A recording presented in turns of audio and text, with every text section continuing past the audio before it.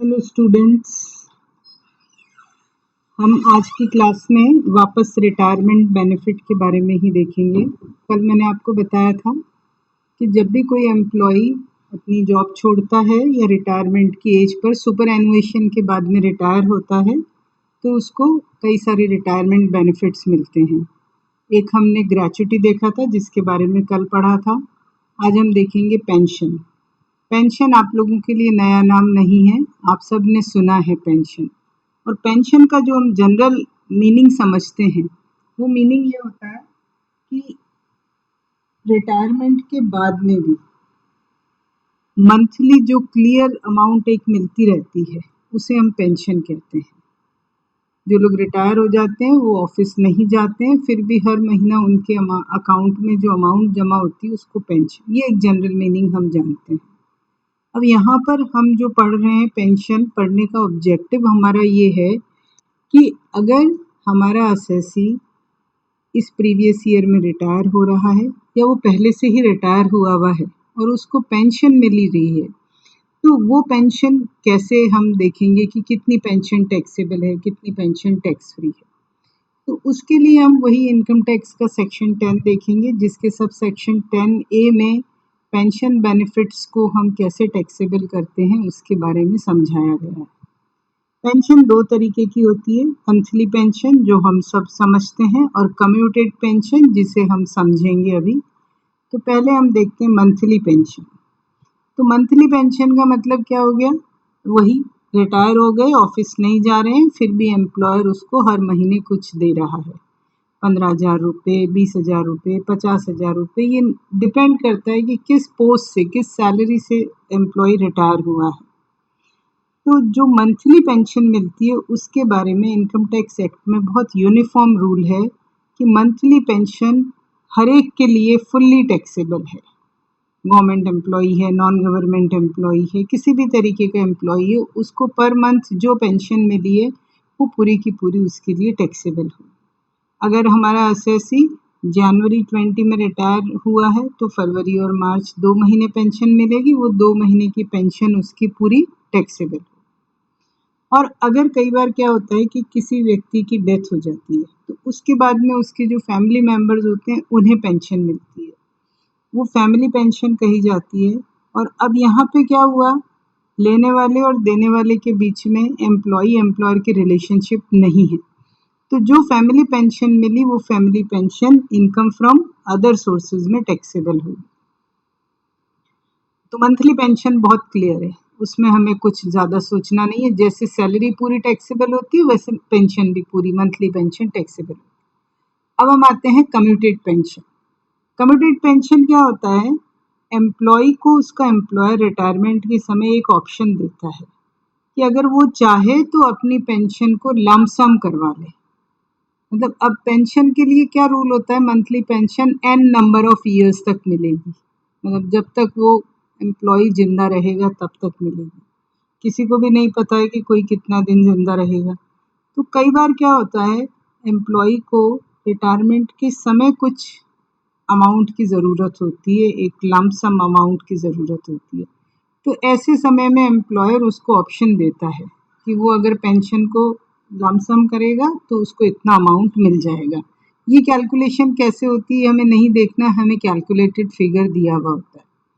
अब हमें ये देखना है कि जो लम्प सम पेंशन मिल रही है उस लम्प सम पेंशन की टैक्सेबिलिटी हम कैसे देखते हैं।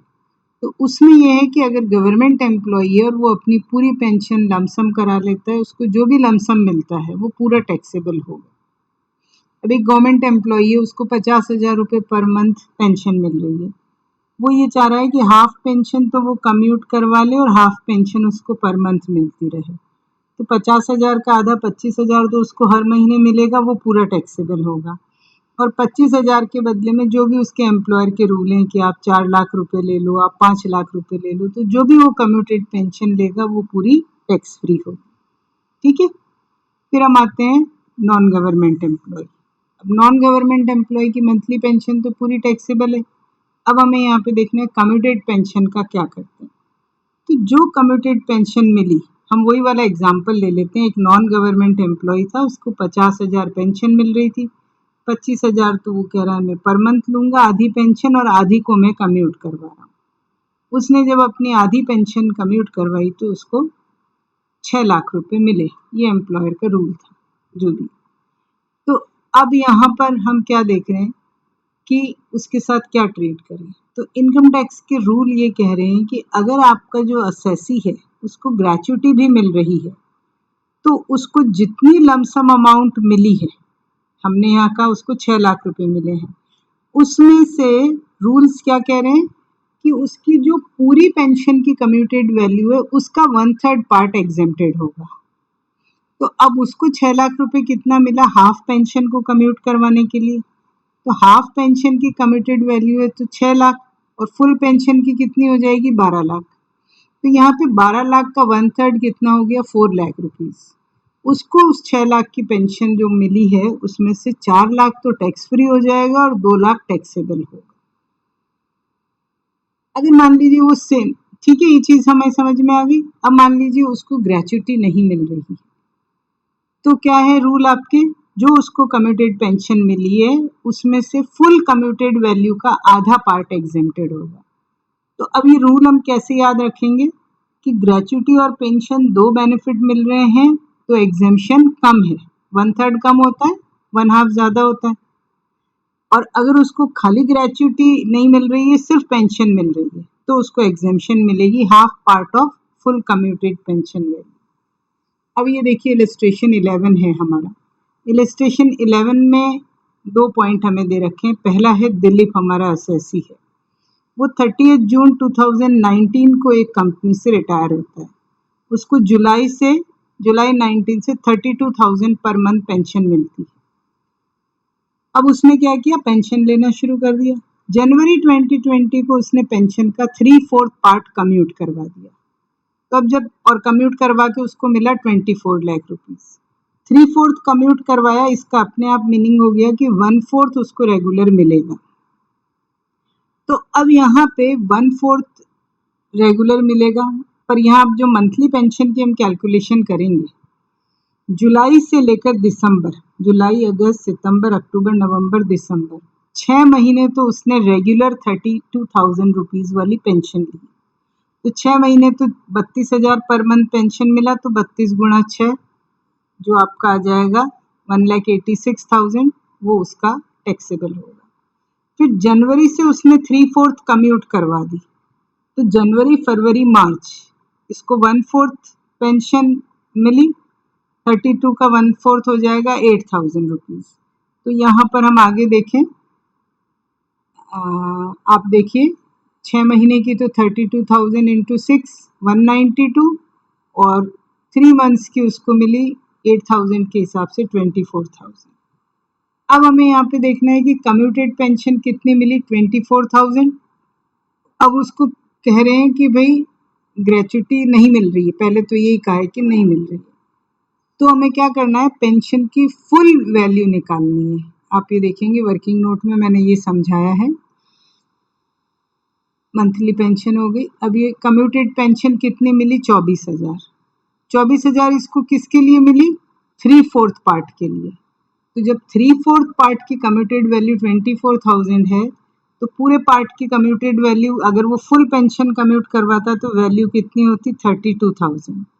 और अब अगर उसको ग्रेच्युटी नहीं मिल रही है तो क्या होगा, उसको अपनी जितना पार्ट मिला है उसमें से फुल कम्यूटेड वैल्यू 32,000 का हाफ 16,000 रुपये टैक्स फ्री हो, 16 लाख रुपए आई मीन। तो 24 लाख में से 16 लाख टैक्स फ्री हो जाएगा, 8 लाख रुपया उसके लिए टैक्सेबल होगा। तो इस तरीके से उसकी मंथली और कम्यूटेड पेंशन टोटल मिला के 10,16,000 रुपये उसको टैक्सेबल इनकम में शामिल हो जाएगा। फिर हम देखते हैं कि हमें ये कह रहे हैं आगे इसमें कि अगर उसको ग्रेच्युटी भी मिल रही है तो ग्रेच्युटी मिल रही है तो उसको एग्जेम्पशन मिलेगी फुल वैल्यू 32 लाख का 1/3। 32 लाख का 1/3 आ रहा है 10,66,667। तो उसके 24 लाख में से 10,66,667 माइनस हो जाएंगे, 13,33,333 रहेंगे और टोटल टैक्सेबल पेंशन हो जाएगी 15,49,333। अब दूसरे में हमारा एसएससी है वीरेंद्र। सवाल देखें हम, क्वेश्चन क्या था हमारा। क्वेश्चन ये है कि वीरेंद्र 31 जुलाई को राजस्थान गवर्नमेंट से रिटायर हो रहा है। अब ये गवर्नमेंट एम्प्लॉय हो गया, उसको 1 अगस्त से 36,000 रुपीज़ पर मंथ पेंशन मिलती है। अब जनवरी 2020 को पेंशन का 2/3 पार्ट कम्यूट करवा लिया, मिले 40 लाख रुपए। इसका मतलब उसको मंथली पेंशन कितनी मिलेगी, 1/3।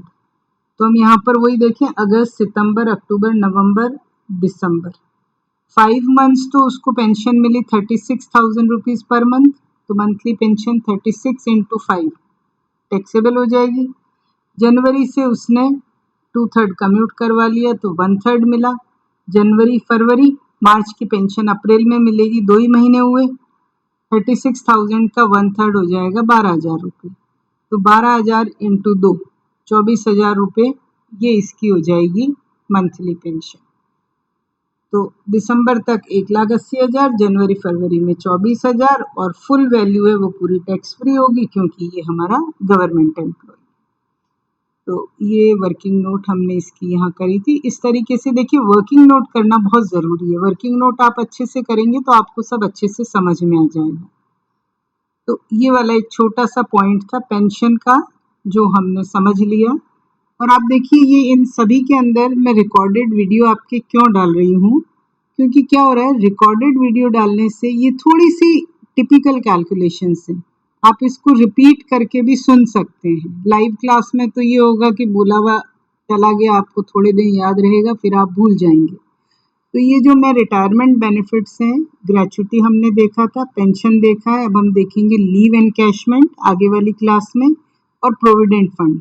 तो मेरी इच्छा है कि ये चारों के लिए मैं रिकॉर्डेड वीडियोस डालूं, बाद में हम इसकी डाउट क्लास ले लेंगे। So hope you will be able to understand the concept of pension, both monthly pension and commuted pension, by this lecture. Thank you, girls.